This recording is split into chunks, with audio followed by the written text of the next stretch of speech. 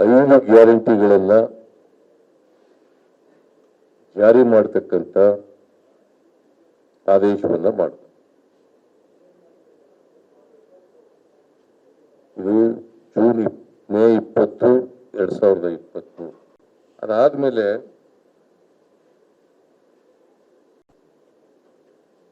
June 11ನೇ ತಾರೀಕು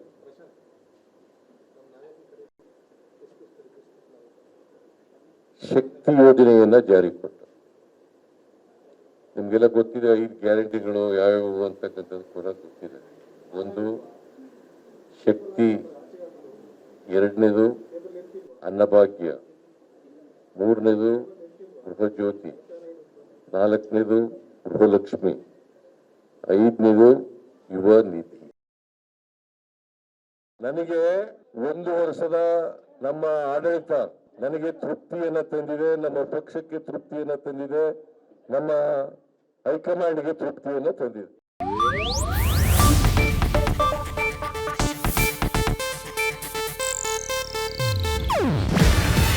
ಇದು Asianet news network ಪ್ರಸ್ತುತಿ.